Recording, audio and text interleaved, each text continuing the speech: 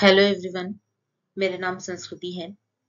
MPPSC pre 2025 के लिए हमारी जो वीडियो सीरीज चल रही है उसमें हम यूनिट 7 स्टार्ट कर चुके थे। कल हमने उपग्रह और वैज्ञानिक संस्थान वाला जो टॉपिक है उसको हमने कंप्लीट कर लिया है। आज का हमारा टॉपिक है अनुवांशिक रोग।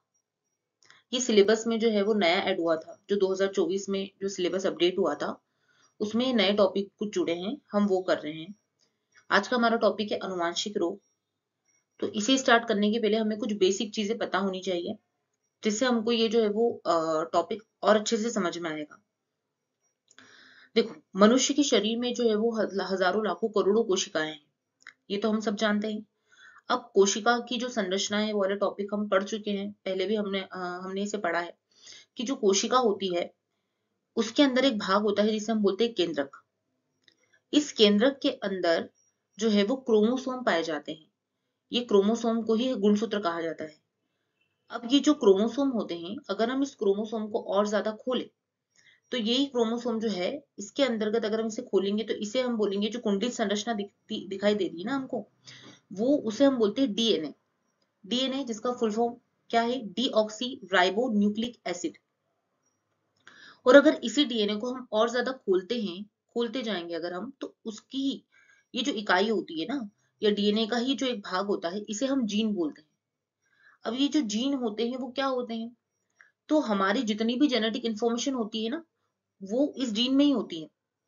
और यही जीन जो है वो आगे फिर क्या होते हैं, जो है वो एक पीढ़ी से दूसरी पीढ़ी में क्या होते हैं, ट्रांसफर होते हैं। ठीक है ना, एक पीढ़ी से दूसरी पीढ़ी या माता पिता से जो है वो बच्चों में ट्रांसफर होते हैं यही जीन। तो हमको जीन समझ में आ गया कि जीन क्या है, डीएनए का ही एक भाग है, जिसके अंतर्गत हमारी जेनेटिक इन्फॉर्मेशन जितनी भी है वो सब होती है। जेनेटिक इन्फॉर्मेशन मतलब आंखों का कलर कैसा होगा, बालों का कलर कैसा होगा, ठीक है ना। तो ये सारी चीजें जो है वो इसमें होती है, इन्फॉर्मेशन होती है। तो ये समझ में आ गया कि जो क्रोमोसोम या गुणसूत्र होते हैं वो हमारे कोशिका के अंतर्गत जो आने वाला केंद्रक वाला भाग है उसमें होते हैं। और यही क्रोमोसोम या गुणसूत्र को जब खोलते हैं तो उसको डीएनए, और डीएनए का ही जो आगे विस्तारित भाग होता है उसी का एक भाग होता है डीएनए का, उसे ही हम बोलते हैं जीन। अब देखो, मनुष्य की हर एक कोशिका में जो है वो 46 गुणसूत्र होते हैं।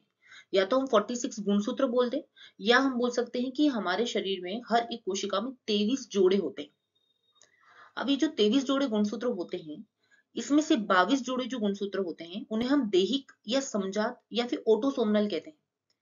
समजात का मतलब क्या होगा, तो ये ऐसे गुणसूत्र होते हैं जो मेल और फीमेल दोनों में एक जैसे होंगे।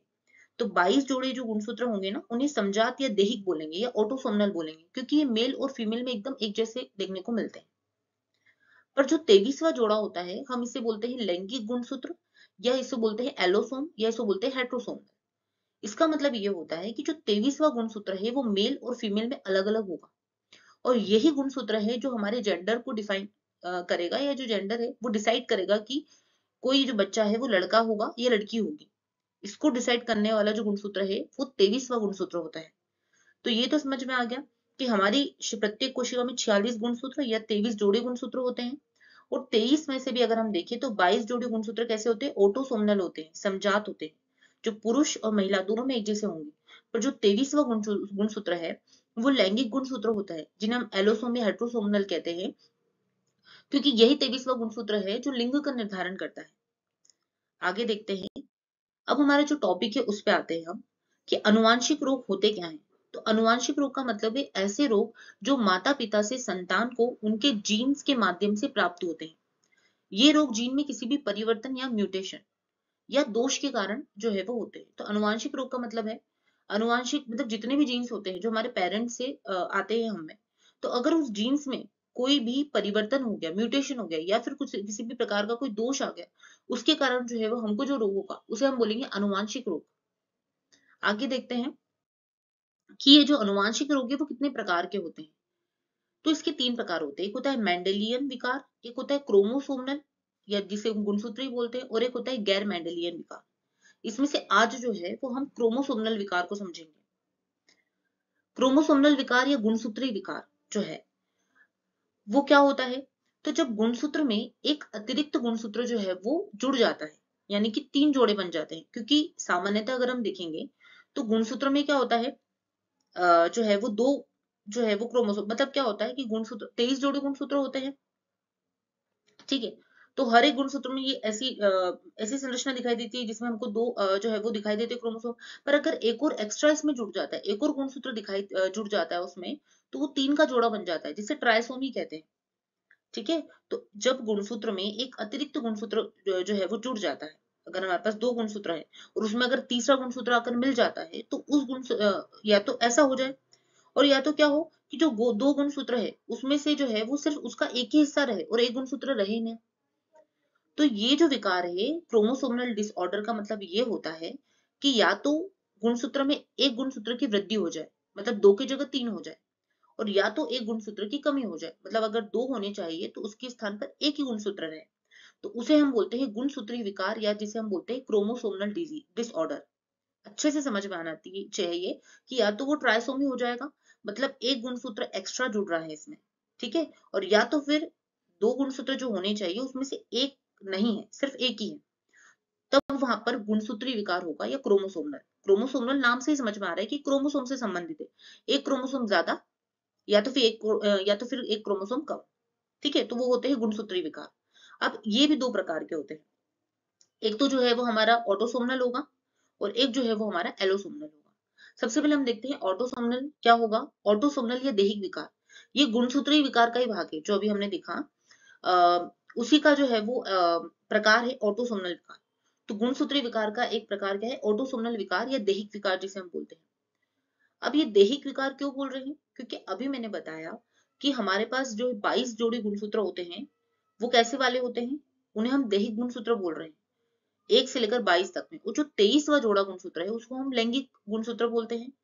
तो जब 1 से लेकर 22 गुणसूत्रों में कोई असामान्यता या कोई विकार उत्पन्न हो रहा है, तो इसीलिए हम इसको दैहिक विकार या ऑटोसोमल विकार कहते हैं। और क्योंकि ये गुणसूत्र से संबंधित है, क्रोमोसोम से संबंधित है, इसीलिए उसका पार्ट है। तो क्रोमोसोमल डिसऑर्डर का एक प्रकार है ऑटोसोमल दैहिक विकार। और दैहिक विकार इसलिए बोला क्योंकि 1 से 22वें जोड़े तक के गुणसूत्र में जो है वो विकार पाया जाता है।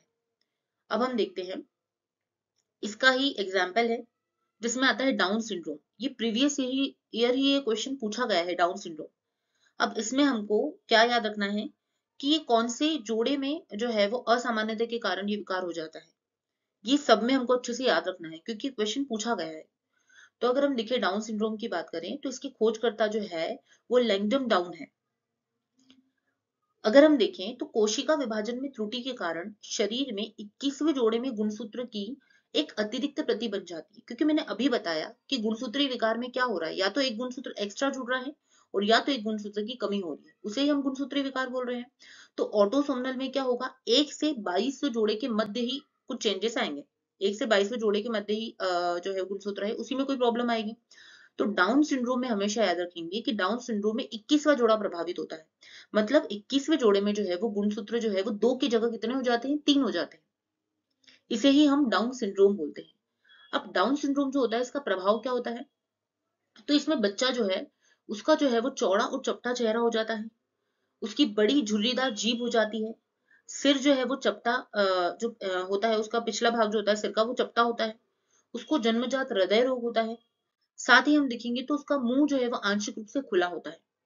तो डाउन सिंड्रोम हमको अच्छे से याद रखना है। अगर आप ये सारे जो सिंड्रोम्स वगैरह है, अगर आप इनको और ज्यादा डीप में पढ़ना चाहते हैं तो 12th क्लास की जो बायोलॉजी की एनसीईआरटी है उसका चैप्टर नंबर 5 है, उसमें ये जो है वो पूरा अच्छे से बताया हुआ है। पर क्योंकि अभी एग्जाम बहुत पास में है, तो मैं जितना भी ये जो मेरा पूरा कंटेंट है वो लेक्चर नोट्स के फॉर्म में है, तो वो आपको ज्यादा अच्छे से याद करने में आसानी होगी। बहुत ज्यादा डीप में अगर पढ़ना है तो आप बाद में पढ़ सकते हैं, क्लास 12th की बायोलॉजी के एनसीईआरटी में चैप्टर नंबर 5 में सब कुछ दिया हुआ है, और ज्यादा डीप में आप पढ़ सकते हैं।